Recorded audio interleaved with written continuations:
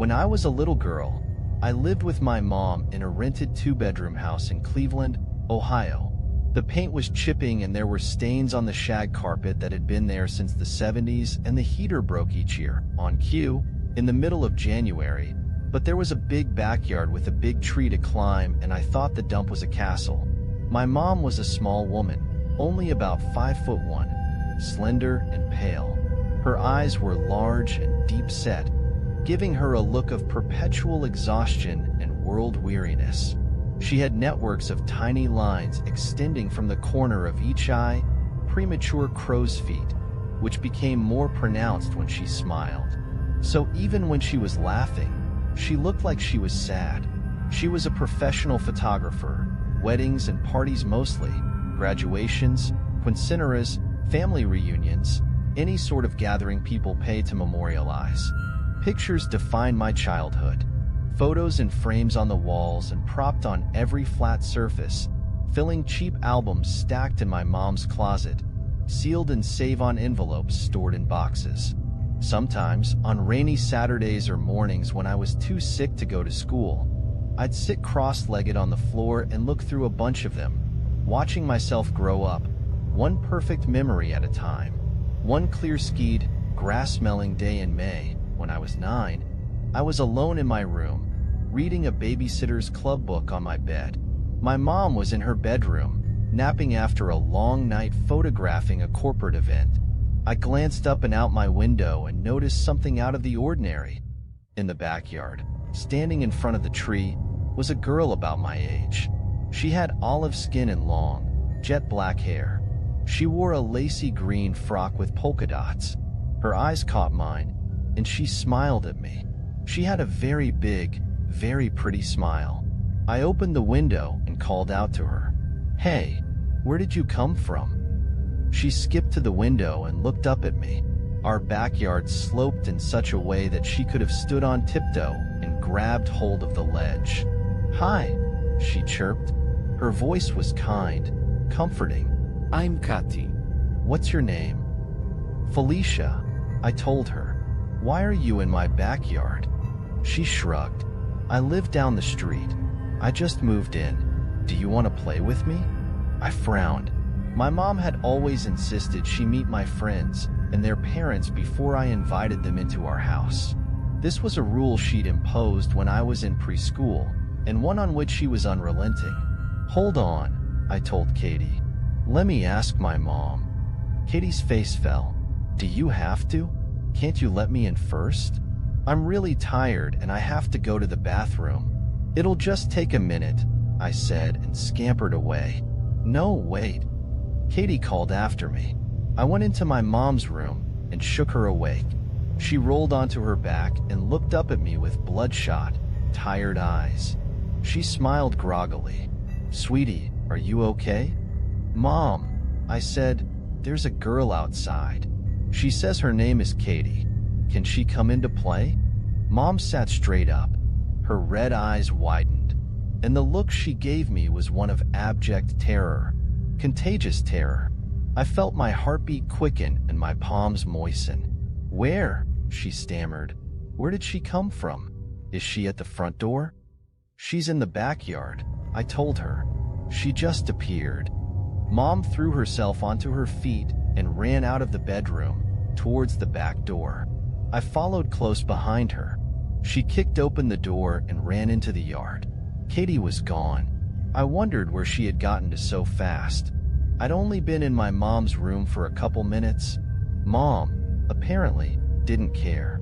"Stay away from her," she screamed, addressing the air around her. "Stay the fuck away from my child." I stared, frozen in place.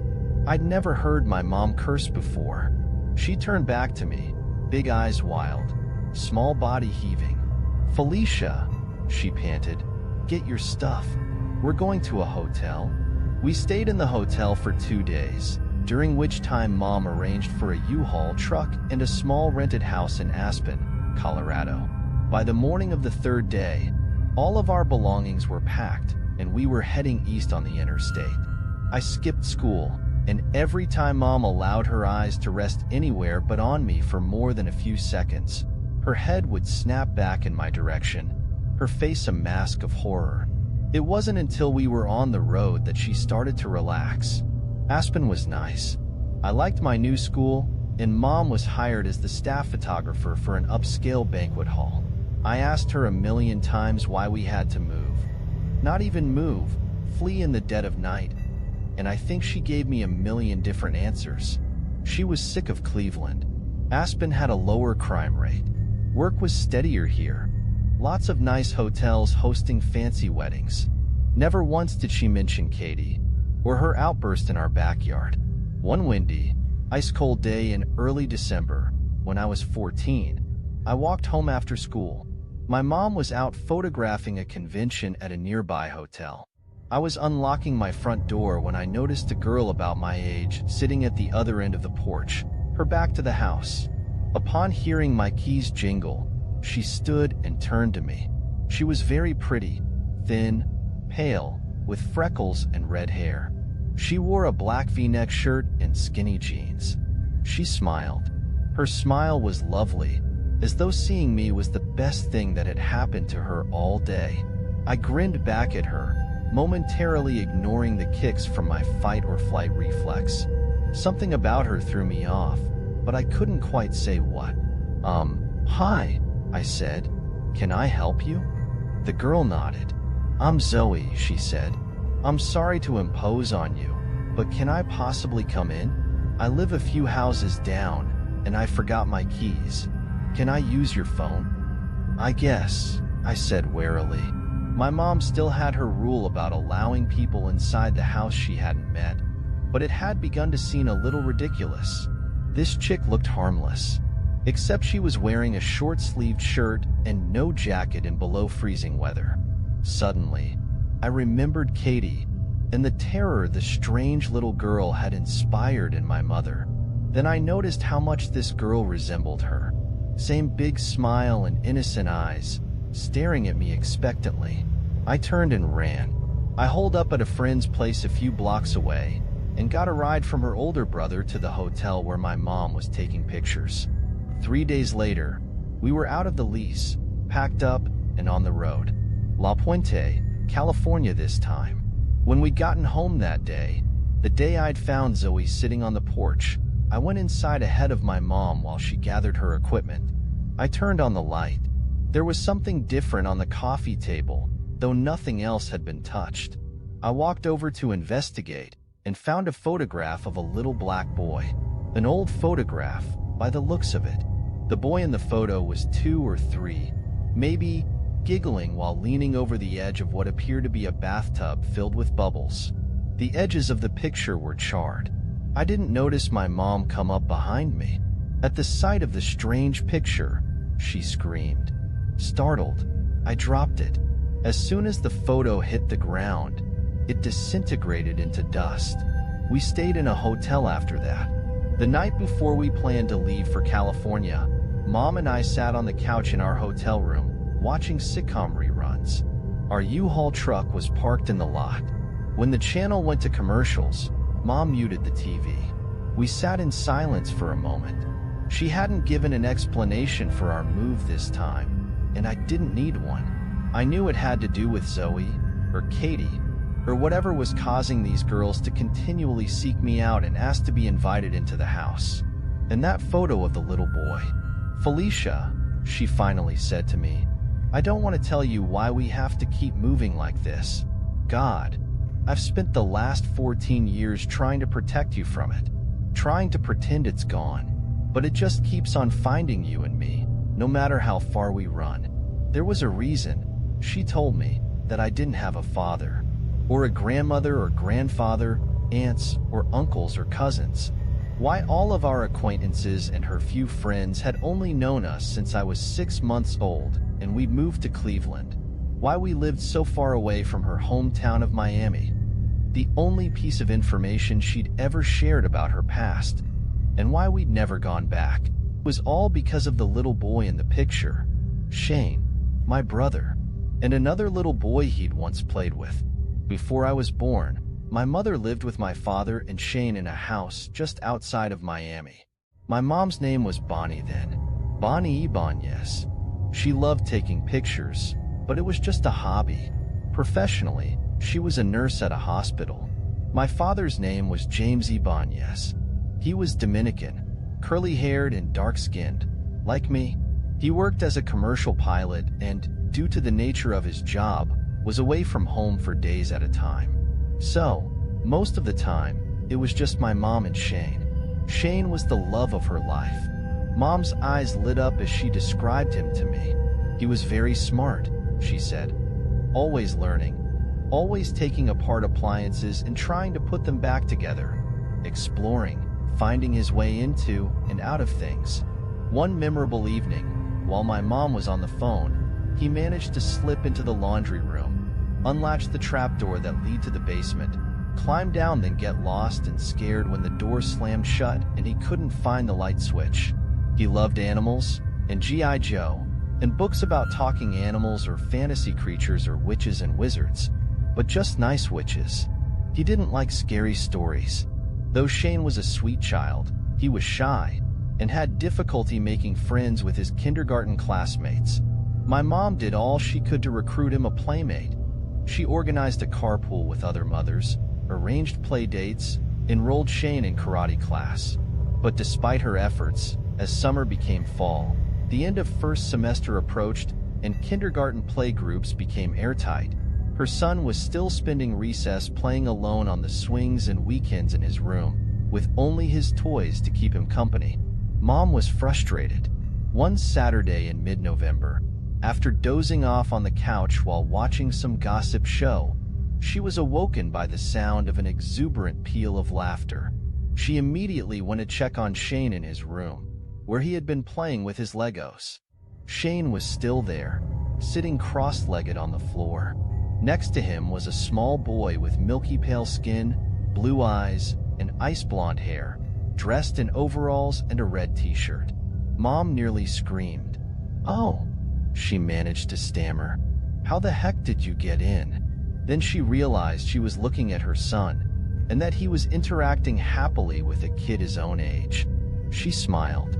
"Shane, why don't you introduce me to your new friend?" "His name is Artie," Shane replied gleefully. "Well, hi Artie," Mom said, with the enthusiasm a lost sailor has for land. "Do you live around here?" Artie nodded. "Yes, ma'am." "Well, aren't you polite?" she gushed. "You're welcome to come over anytime you want. But, sweetie, do your parents know you're over here? I'm sure they don't want you wandering the streets all by yourself." "It's okay," he told her. His voice was angelically sweet. "I told my mom I was going to play with the kid down the street. She said it's okay." Artie smiled at her. My mom said it was the widest smile she'd ever seen on a little boy. A first day of summer smile. A Christmas morning smile. New puppy smile. Poor kid, she mused. His parents must not be the most attentive adults on the planet if they unquestioningly allowed their elementary school-aged child to run off to the house of a neighbor they'd never met. And such a sweet little boy. Maybe he, like her son, was lonely and in desperate need of a friend. So she left them alone for the rest of the afternoon. When dinner time came around, she told Artie he was welcome to stay. But he insisted he needed to be going home, lest his mom be worried. The minute the front door slammed shut after him, Shane ran to our mom and asked her if please Artie could come over and play again tomorrow. Mom was very happy. "So, sweetie," she asked Shane over dinner, "how did you even meet Artie?" I think I would have heard him come in the front door, the way the floorboards squeak in the living room. Shane shook his head. "He was in the backyard. He climbed in through my window." "Oh," Mom replied. "That's different. Does he go to your school?" "Nah," Shane said. "He says his mom teaches him at home. Homeschooled." So Artie was definitely lonely and desperate for a playmate. And since he wasn't surrounded by other children all day, Shane had no competition for his friendship. Mom was ashamed of the thought, but also aware her shy, awkward son could use all the handicaps he could get. Artie did come over the next day, and 3 more days that week after Shane came home from school. The boys got along beautifully. Artie seemed fascinated by Shane's toys, his die-cast car collection, numerous stuffed puppies, G.I. Joe, and Transformers action figures, Legos. My mom assumed he didn't have a lot of toys at home, since he never brought any of his own, and seemed fascinated by the existence of such playthings. Maybe his parents didn't have a lot of money. That would make sense, since every time she saw him he was wearing the same overalls and red t-shirt, like a cartoon character. His favorite toy was the same as Mom's, the beautiful set of blocks her late father had made for Shane. It was a set of 40 letters, numbers, and 4 blank ones, in a box with handles. The letters and numbers were artfully carved in an Old English font on 2 sides of each block. The other 4 faces were decorated with a different object that started with the letter, or were in groups of the appropriate number. A beagle, a butterfly, a bunch of bananas, and a bouquet of buttercups 4B. A pair of shoes, 2 eyes, a bride and groom, and salt and pepper shakers for the number 2, and so on. Each was detailed with a muted red, yellow, blue, or green. The toy was utterly unique, irreplaceable. Shane, too young to appreciate the fine craftsmanship and all the hours of labor that had gone into its making, had lost interest a year before. But Artie was tickled pink. He amused himself and Shane for hours, spelling out different words and giggling. One day, my mom was off work and in a creative mood. The boys were in Shane's room, building word towers with the blocks, and they looked particularly sweet for some reason. So Mom took out her camera. Quietly, calmly, as though photographing wild animals, she snapped a few shots through the bedroom door.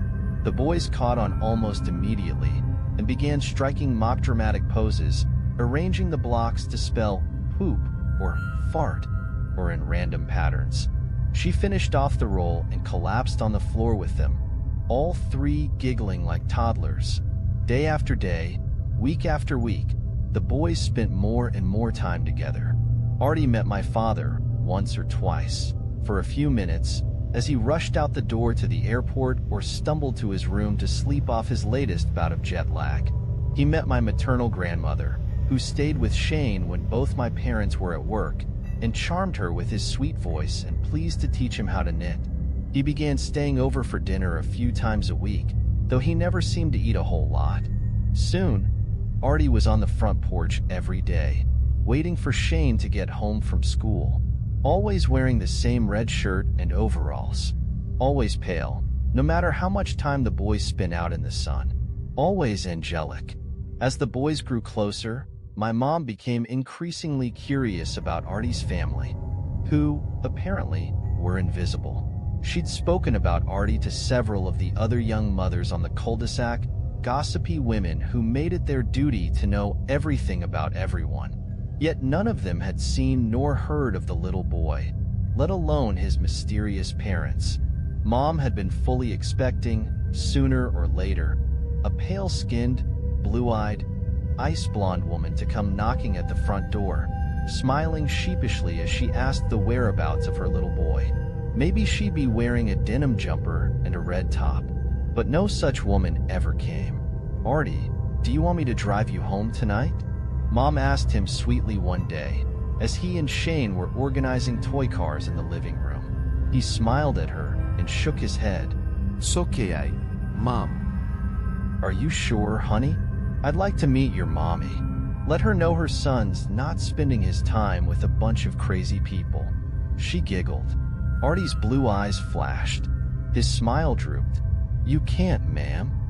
He shook his head exaggeratedly. "My mommy's sick. She doesn't like seeing people." With that, he turned his attention back to Shane and the cars, and responded to any further inquiries about his mother or offers of a ride home with the same exaggerated shaking of his head. My mom dropped the subject. Then, day by day, one small adjustment at a time, Shane began to change. First, he stopped letting Mom touch him.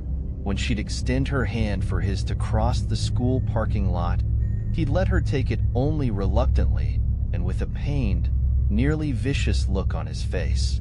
He'd stiffen like a board when she put her arms around him. The jingling of her keys, which had once summoned Shane like a lonely puppy, now only inspired a languid look towards her direction from whatever unseen point in space he was staring at. Then, he stopped eating. He and Artie sat side by side at the dinner table, stirring their food around their plates, lifting their forks without taking a bite, throwing dull-eyed glances at one another when they thought Mom wasn't looking. She was sure Shane had been throwing away his sack lunches at school. Whenever she offered him any food, he'd invariably reply, "I'm just not hungry, Mom." Finally, he stopped talking. After dinner, he'd retreat to his bedroom to do his homework, where he'd stay until Mom knocked on the door and told him to take a bath. When he finished bathing and putting on his pajamas, he'd shut his bedroom door, turn off the lights, and close his eyes. No story. No kiss goodnight. He only spoke when responding to direct questions, and with as few words as possible. When he didn't have to wake up for school in the morning, he'd lie in bed until early afternoon, until Artie came over to play. And the way Artie and Shane interacted had changed as well. The boys no longer played in the yard or chased each other around the house. Instead, they'd retreat to Shane's room immediately and stay there all afternoon with the door closed. When my mom would check in, she'd find them sitting peacefully on the bed. Sometimes, if she listened through the door, she'd hear things being moved about and clinking together, possibly Shane's cars. But whatever it was they were doing in there, they did it neatly. When Artie would finally leave for the night, the room was always in exactly the same condition it had been before Shane came home from school. My dad assured Mom that Shane was just going through a phase, and, for the time being, she chose to believe that because she had to. My grandmother was ill. She'd been living quite effectively with diabetes for years. Then, out of the blue, her kidneys had failed. One sister moved home to live with her and take her to dialysis, but my mom was left to deal with her bills and legal documents and health insurance. One day, stressed and tired and getting a headache, she pushed aside the pile of pension documents she'd been analyzing at the kitchen table. Might as well see what the boys were up to. As she approached Shane's closed door, she heard muted giggles. She pressed her ear to the wood. Mumble, mumble, maybe she'd be really mad, giggle, giggle, giggle. The mumbling was definitely Shane's voice, but my mom couldn't make out exactly what he was saying. Then Artie spoke. Mumble, not like gone forever, but mumble, mumble, mumble. No one would ever see, giggle, giggle, giggle. She leaned on her right foot. The floorboards squeaked. The voices behind the door fell silent. Quickly, like a child caught sneaking a cookie before dinner, she scampered back to the kitchen table and made herself look busy. Shane's door didn't open. She was in the clear. But something about what she'd heard had unsettled her. A small part of that unease was due to the odd content of their conversation. It was also strange that she couldn't understand most of what they were saying, despite being only a few feet away. But mostly, she was bothered by the fact that she was sure she'd heard more than two voices. That night, she waited until Artie was out the door, then tried to have a conversation with her son. She caught him in the hallway between the kitchen and his bedroom. "Shane, sweetie," she began gently, "what do you and Artie talk about?" He turned to her and shrugged. "Stuff. I know that," she said, a little more demanding. "What kind of stuff?" "Places he likes to go to." "Oh." My mom smiled. "Like Chuck E. Cheese? Or McDonald's?" Shane shook his head. No. "Special places. There's other kids there. He's going to take me there soon." "Oh, okay." Mom had no idea how to respond. Shane, done with talking, slipped into his room and closed the door. There was something strange about the way he had said that. "He's going to take me there soon." Not "can we go there?" As though he had no choice in the matter, and as though she had no choice in the matter. The next evening, Mom worked the graveyard shift. Artie left around 7, as she was putting her hair in a bun and grabbing her car keys. She watched his small, red and blue clad form stride purposefully out the front door, and she decided to follow him home. She waited until he was a few car lengths ahead of her, going east, towards where the street dead-ended. Then, she stepped on the gas with her headlights off, driving very slowly, focused on the little boy's blonde head bobbing up and down. He made it to the dead end. Mom braked. He kept on walking, around the circular sidewalk, until he was heading west. That was strange, she thought. Why hadn't he just crossed the street in front of their house? Then he stopped. He turned around and saw my mom's car. He looked her in the eye. Startled, she stepped off the brake pedal and let the car roll forwards. On his angelic face, she said, was the most hate-filled expression she'd ever seen on a living thing. He turned away and made a beeline for the house right in front of him. A small white one with an unkempt lawn and empty driveway. The door was embedded in a dark alcove. My mom couldn't see it from the car. Artie walked into the alcove and was swallowed by the darkness. Mom assumed he'd entered the house, but no lights were turned on. She considered going in after the little boy. Whatever his living situation was with his unseen mother, it obviously wasn't ideal for a small child. It was well after dark, and he was coming home to an empty, unlit house. But there was something about that look he gave her, that insipid, ugly glare. She felt nauseous thinking about it, so she made a U-turn and drove to work. It wasn't until she was in the hospital parking lot that she noticed the goosebumps on her arms and the whiteness of her knuckles from grasping the steering wheel. An hour into her shift, Mom got the call from her sister. The skin around their mother's catheter had been reddish and tender for a couple days. She'd thought it was just a rash, but that night my aunt had found my grandma unresponsive on the floor. She'd been rushed to another hospital in town. By the time the ambulance pulled into the ER, Grandma had flatlined. Septic shock. It was only coincidence, my mom decided, that her mother seemed to have collapsed at exactly the same moment Artie fixed her with that disgusting glare.